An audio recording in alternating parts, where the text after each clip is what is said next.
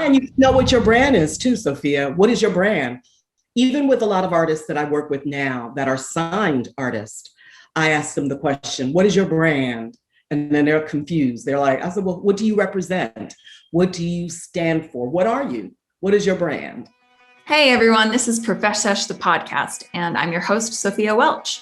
Every week, Profesh Sesh is presenting conversations with smart, successful, no BS music industry professionals, all with the goal of helping new artists and those who support them build their creative careers with great advice, stories, tips, and insights. She's coached artists like Justin Bieber and Rihanna, and the New York Times dubbed her hip-hop's artist whisperer. That is big. I am talking about the one and only Dyana Williams, an internationally known advisor and strategist for labels and artist management teams. That basically means that she knows how to make or break it as a star. And in this conversation, she tells us she has got stories about everyone from Kanye to D'Angelo, what they did right, what they did wrong. You need to hear it to believe it. Let's take a look. Thank you. I am honored to talk to you. I have heard so much about you. I've read so much about you. And I think who better to speak to young artists trying to make it? I love young people. I love old people too. I'm in that category. So old people, yay. We'll go right into it. I mean, you're famous for helping emerging artists create themselves and promote themselves. And so what I want to talk to you about is the qualities that are possessed by the artists that make it. So I want to go inside a coaching session with you. Some of the very first questions that I ask an emerging artist, because I also work with established superstar artists as well in all genres of music, from country to gospel and in between. But some of the first questions that I ask are, do people in your very community that you reside in know who you are? How can you expect the world to want to know who you are when you are not known well in the very community that you live in? Because these are the people that are going to be your cheerleaders and the people that are going to spread the word about you. Exactly. The very foundation of who you are is in the community that you come from. So if you don't know the players there, not to say that you cannot elevate and go past your own community and become a well-known artist beyond your neighborhood, but people in your community, there should be a buzz on you locally. And you know what your brand is too, Sophia. What is your brand? Even with a lot of artists that I work with now that are signed artists, I ask them the question, what is your brand? And then they're confused. They're like, I said, well, what do you represent? What do you stand for? What are you? What is your brand? And some struggle and others are very fluid and able to answer that question quickly. I worked with Jill Scott, who is of course now a very successful actress, film star, television, and recording artist and performer. During one of my first sessions, she came to my office in Philadelphia and she said, look, I am not going to be a size 4, 6, 8, none of that. I'm a thick, voluptuous woman. And that's not going to change. It's who I am. So she came in the door very clear on who she was, what she was at that time, and that she wasn't willing to make any compromises. So you got to know who you are, what you represent, and be real clear on those things before you wish to go any further. Now, what is the problem with the other people trying to shape you? There's no problem with that if you are okay with it. Some people are not. Many labels, not all, some, have a concept in their mind of what they want. Even when they hear your talent and all of that, a certain look, it really depends on who's in play. I got a call to work with Cardi B, and I was familiar with Cardi B from Love and Hip Hop New York. And my perception of her was that she was an authentic individual and none of that needed to change. So when I got the call to work with her, I was like, well, I'm not going to do anything in terms of trying to encourage her to be anything but herself. And in fact, in my workbook that I use with most of my clients, I have a box that says, be your authentic self. Because I've experienced where labels try to alter the very essence of people that they have signed. That is bad. Yeah. Artists, love the artists that come in the door and have a strong vision of who they are and what they want to do.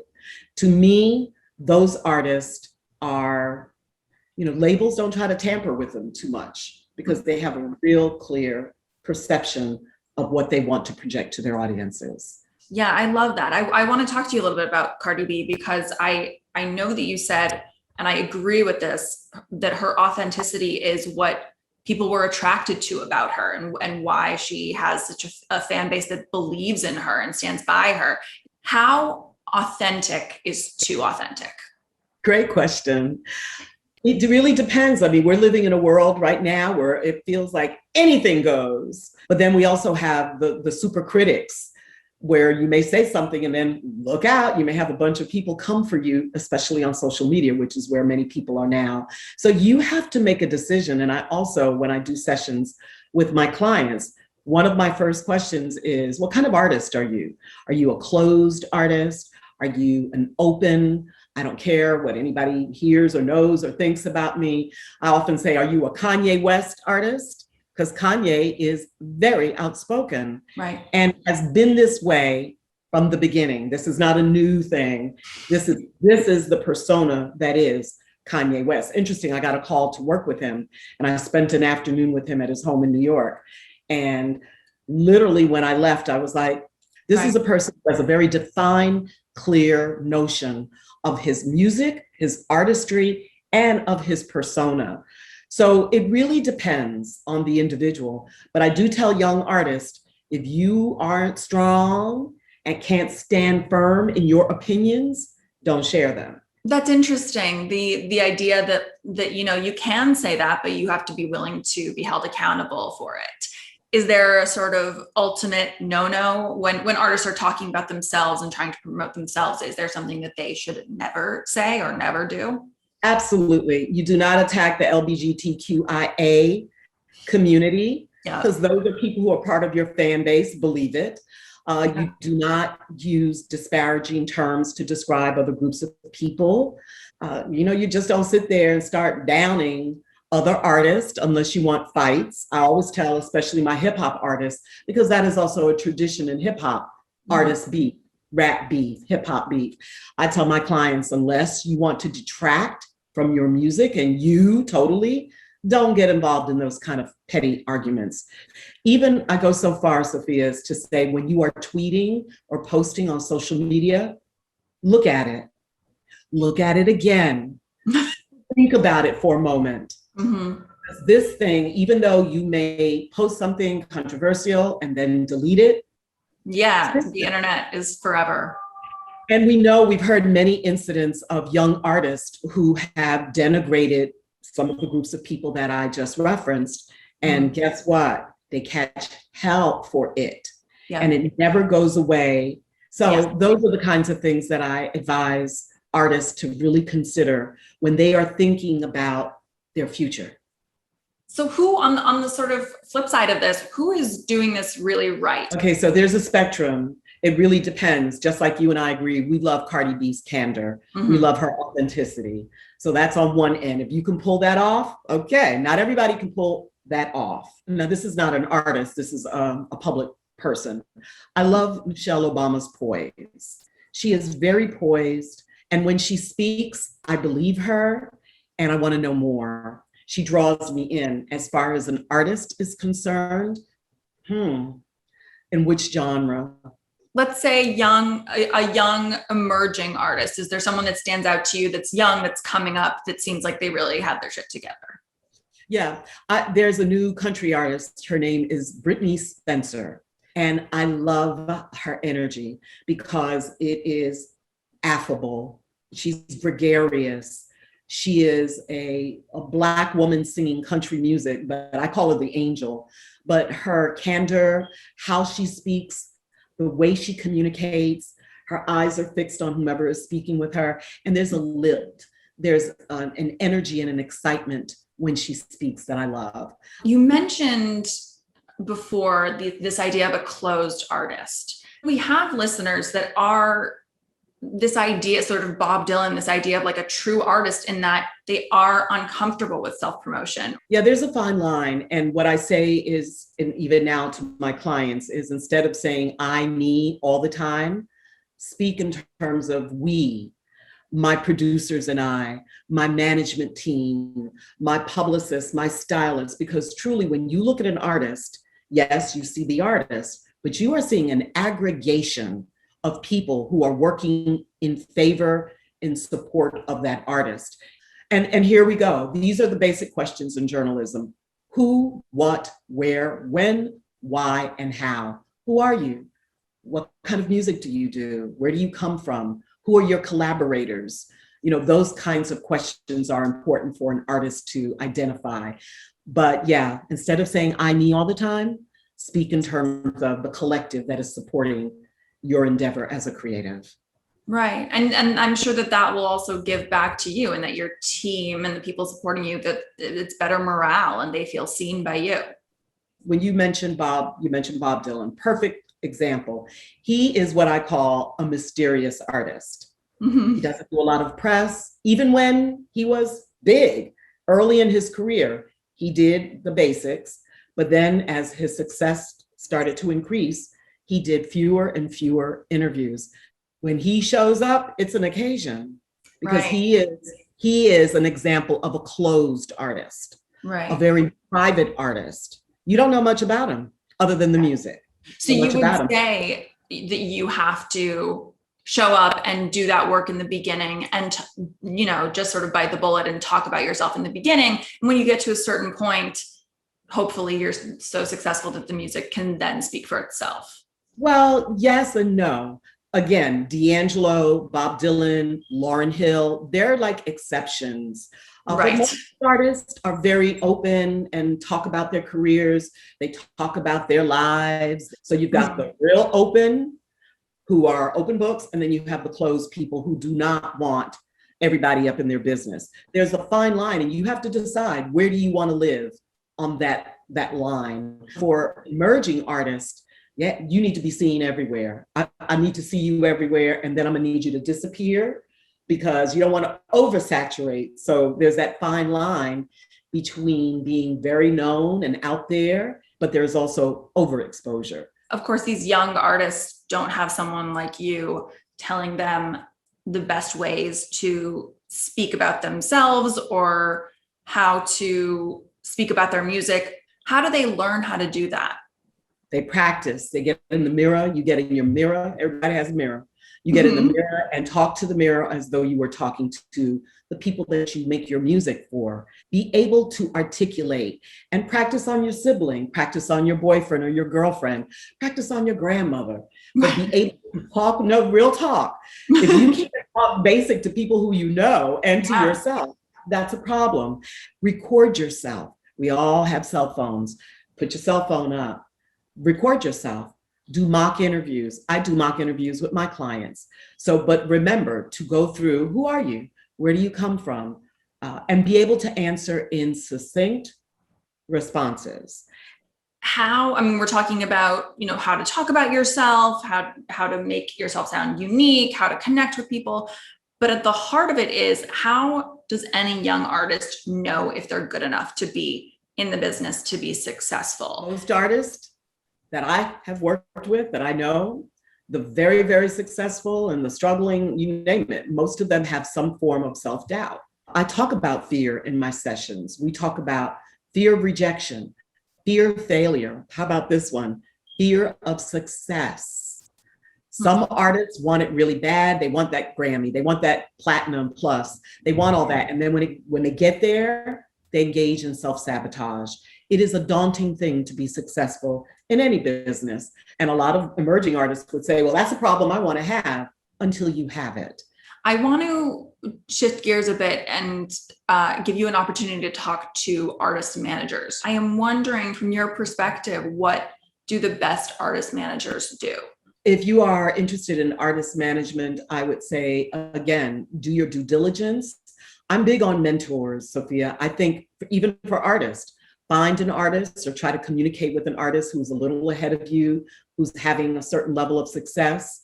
that is still accessible. I've worked with artists at major labels where the artists are their cousins, a relative. They are not trained. They have no knowledge in the business of what they're doing. And so I would say to aspiring artist management individuals, study, read, know what has happened before you. Do research on an artist manager whose trajectory you have admired. Like Madonna's been with the same manager pretty much her entire career. So find a mentor, ideally. And again, back to that internet, honey, do your research. You want a manager that's going to keep you on point and constantly think of ways, color outside the box. Relationships, the music entertainment industry, like every business, it's based on relationships as well. And the stronger the relationships that you have, the more it will facilitate you being able to do good and perhaps better business. I love that. I'm curious about, because I know that you are so good at it and that it comes naturally to you, but this idea of relationship building, I think it's easy for it to feel inauthentic or phony. How do you make it feel like you're not networking when you are? So see, I'm learning more and more about your generation, because my generation, no, honey, we would write letters, calls, show up. We were consistent. Yeah. I think we need to think about creative ways to reach other people. So now I would say, if you're an artist, join the Recording Academy. Try to join the record. Now they've made it more difficult to join, but think of music organizations where you get to fraternize and interact with people who are doing what you want to do. Explore and exploit, positive exploitation of situations in your backyard, front yard, in your city first. And you don't have to be aggressive or pushy. It could just simply be, hi, I'm Dyana Williams. I'm a singer-songwriter, and it's a pleasure to meet you. Congratulations on your success. By any chance, do you take mentors, or do you have any recommendations or suggestions for me? That's not being inauthentic. That's keeping it real. That's building your relationship and helping you develop and go further. Get a mentor. Mentors are very, very important. But networking, I call it net weaving. Net weaving. I like that. Yeah, I like net weaving too. Net weaving to me is foundational. If you're not net weaving with people, not a good thing. You cannot be, as an artist, isolated. Look for other collaborators. And I think that's part of what Quadio does, when we talk about, beyond your podcast, that it's affording you an opportunity to meet up with other people who you might be a lyricist, but you don't do melodies and beats. So clearly you need somebody who does that. You need to seek places where you can create those exchanges. You're such a pro at this. I don't have anything else. This is like, I got all the perfect answers to my questions. Oh, well, first of all, like I said, you are a bright light. Thank you for these, very pensive questions and real questions. And these are things that young people need to, young or old, whoever is aspiring to be an artist. When you talked earlier about labels, because all the labels, every label has artist development, they have the PR division, they have marketing, all of these people who are professionals and do this all day, all night. If an artist walks in the door with a better sense of who they are and how they want to do it, and then they just get the strength and the might of the label, they're in a better position than not. Again, use the internet. If you're an artist, keep working on your music, share your music. This is how you're going to develop your following. And in this day and time, people go for numbers. Many of the artists that I work with now these days had a following. The label called them. They didn't have to call the label, because labels like when you have big followings, because a lot of the work is then done. A lot of this is free, folks. A lot of it is free. Yeah. And knowledge is power, and keep developing your artistry. A perfect note to end on. Perfect. Thank you so much, Dyana. This was honestly, it's an honor. It's an honor. Thank you very much, Sophia. All right, I'll see you soon. Hey everyone, thanks so much for tuning in. I hope you enjoyed it. Be sure to follow Quadio on Instagram and YouTube for more episodes and a lot more content just like this, all for young creatives. Also, be sure to follow our guests at the links in the description, and we will see you next time.